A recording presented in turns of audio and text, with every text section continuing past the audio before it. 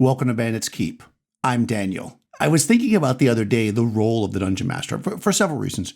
One was that I had been listening to a podcast, Phantom Thoughts by the Pink Phantom. This was actually probably a month ago, and they were discussing this. And then recently I got a comment, I guess I was going to say question, but comment on a video, and just the phrasing of how they said something made me really think about the role of the DM, or the perceived role of the DM in tabletop RPGs, whether you're playing original Dungeons & Dragons like I am, or BX, or modern D&D like 5e. What is the role, and what are we doing here? And what are the types of Dungeon Masters, if you will? So I think there's kind of two places, right? And obviously in any of these kind of comparisons or discussions, I'm taking an extreme example. Most people fall somewhere in the middle, and at the end I'll kind of talk about where I fall. But the two types that I'm going to talk about are the type that plans and preps, and the improviser, if you will. Each of them has kind of a reputation, a good reputation and a bad reputation. And I think there's a lot more to it than what these, quick posts on social media might lead you to believe. So let's kind of explore this. I would love to get some comments here about how you run games, what you like. Even as if you're players and you're watching this, like what do you like for your Dungeon Master to do, or your referee, game master, depending on what kind of game you're playing. So let's jump into this. The planner. So let's start with the planner. This is I'm just going to use the term referee for most of this because that's generally the term I use, but take it however you will. This is the world builder, right? The person that sits and crafts each NPC's motivations individually. They have maps. They're doing battles outside of the game on the other side of the world because it might affect the ecology. They're figuring out why these goblins are living in this cave and those ogres are living over there, and what they're eating and how much farming is going on. They're figuring out the trade routes. They are basically creating a story of their world. And if the player characters never dropped into it, this could almost be a short story or a novel. It could be, at least at the very least, a campaign guide. There's lots of information here.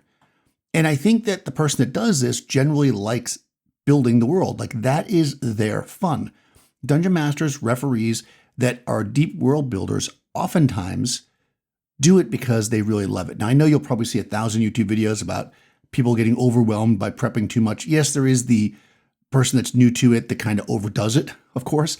But long term, I'm assuming more settled in Dungeon Masters here, referees, I think that we do that if we really want to do it. That is to say, I don't think that many of us think we really need to know the exact weather patterns for a whole year out when we start a campaign, but some of us like to do it.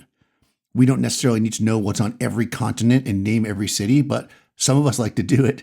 We don't need to know all the king's family members and such, but some of us like to do it. Now, what's the bad reputation here? The bad reputation of this kind of Dungeon Master referee, I guess I am saying Dungeon Master, is that they will be more likely to railroad or force a story or a plot on you. That is to say, they've built this whole elaborate world and they want you to play in their world the way that they already thought about it. They've planned out the story. You're just there to watch. I think that's a little bit unfair. I'm sure that there are some people, I'm sure there's a lot of people, that run games that are pushing an agenda or a story. And if you talk to your players ahead of time and that's what they're into, we've talked about this before, I think that's also fine. I mean, what you do at your table is what you do. But the thing is that if you don't, and the players believe that they have total agency and you're kind of forcing them in a direction, that can create a little bit of a bounce there.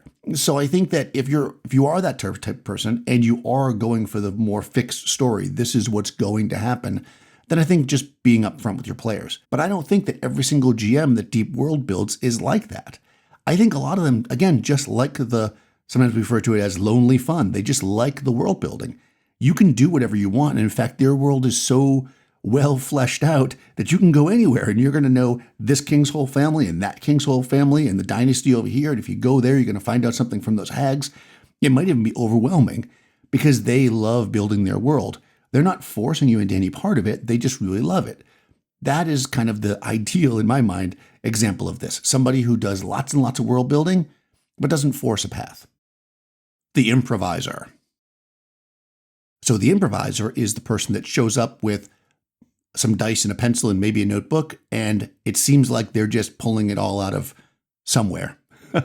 They don't plan out ahead where you might go. They don't know the names of NPCs. They don't know the names of the next city over the hill because you're not there yet. The world is being created by them and with them and the players as you play. This type of GM is closer, I think, to where I am. We'll get to that, where they are playing the game with the players. I mentioned the term earlier, lonely fun, where the GM or even players building characters are just doing something alone and they come together. This is the person that wants to experience and do everything with the players. This is the person that is bouncing ideas, even if not directly asking, off the players, feeling it out with the expressions they make, looking to see where they go, adding elements based on how they interact with something. If they decide they want to look for a wizard, they'll probably be a wizard. Whereas the planner would be like, well, sure, there's a wizard there 500 miles away and you can't get there. The improviser might say, well, there's rumors that there's a hermit living in the woods that might be a wizard, right? This is the improviser. They're kind of going with the flow and building the world around the players. Now, the bad reputation of this is that nothing makes sense. They're just adding random stuff. They don't keep track of anything. You go to one town one time and then you come back and everybody has different names and they've got a different attitude and they don't remember you, or they do and they have the wrong idea. Again, I guess this could happen, but I find that most improvisers do exactly as I said. They build the world with the players, or for the players, if you will, right there on the spot. They're making notes.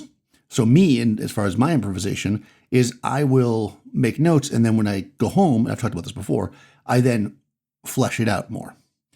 So I guess that's where I fall. Somewhere in the middle.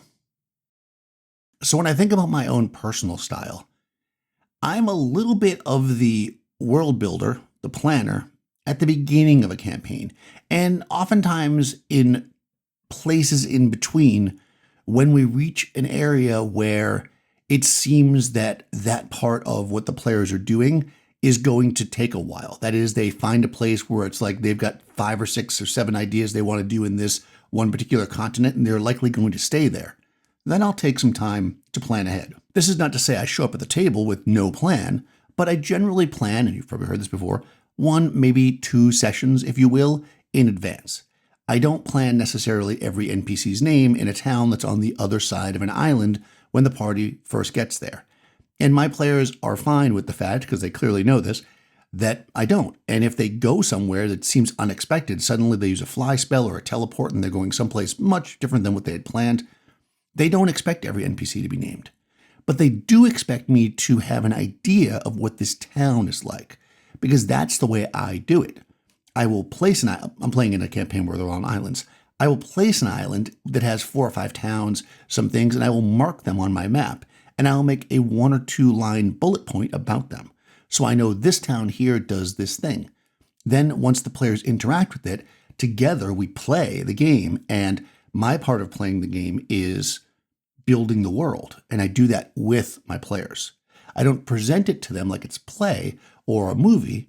I build it with them. It's immersive in that sense, a different kind of immersive.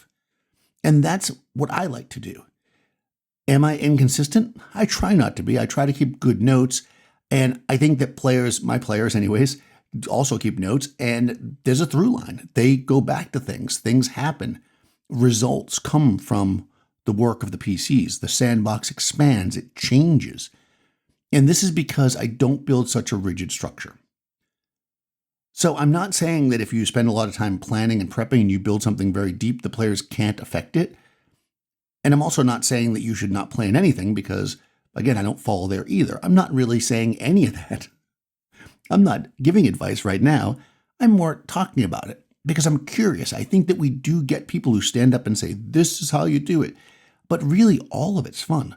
I've played in campaigns where people have really built a rich world with all kinds of things, and it's fun. It's immersive. It's great that you can learn this history and these other things. It's fantastic. It's cool.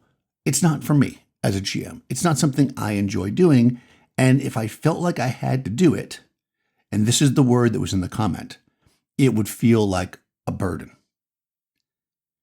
And this is not what the comment said. So sorry, commenter, I didn't mark down your name. I just answered it and moved on, and then realized that this might be a good idea. They had actually said that this is in the video about being lost. And I mentioned the idea of like, if you're lost or off track, maybe you have a reason and you want to say, oh, a raging river or a forest fire or whatever. They were saying for them, it would be a burden for the GM to come up with those things on the spot. And for them, having maybe a list to go from or some ideas before you sit down at the table of what might be in their way. And it made me think, for some people, creating the stuff on the spot is a burden. For other people, and I fall into this category, that's the game. The game is I'm testing my ability to be consistent, to improvise, to make things make sense in the world on the spot. And that's what I like about the game. I don't love the planning ahead and just having 5 or 6 different encounters. I might never use those. And to me, that feels wasted because I don't enjoy doing it. I don't make huge lists of things anymore. I used to, and I make some lists, I've talked about this before too, that are very kind of versatile, I should say. So like, I've talked about this once before. If I can find the video, I'll put a link, or maybe I'll talk about this again. Maybe I talked about it on my podcast. I don't know. Anyways, I got it from a blog.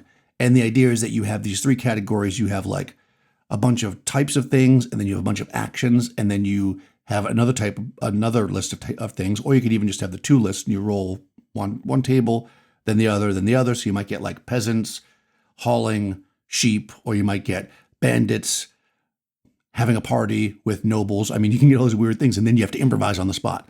Those are the kind of tables I like. I don't go for or lean heavily into this is a scene that I'm going to now pull out. Okay, well, you hit something.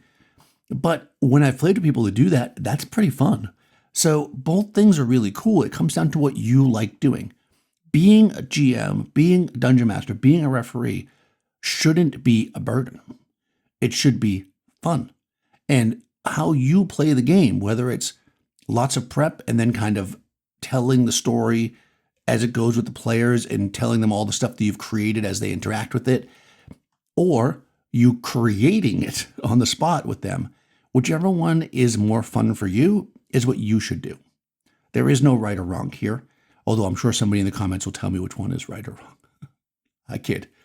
Speaking of the comments, let me know how you run. I would love to know what you think about this. I think that, and I will try to find the episode of Phantom Thoughts podcast where the Pink Phantom discusses this. They don't discuss exactly this, but the role of the referee / dungeon master and how it's kind of shifted or changed or has it.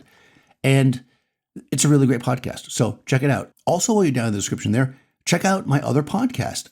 I say other because I have 2.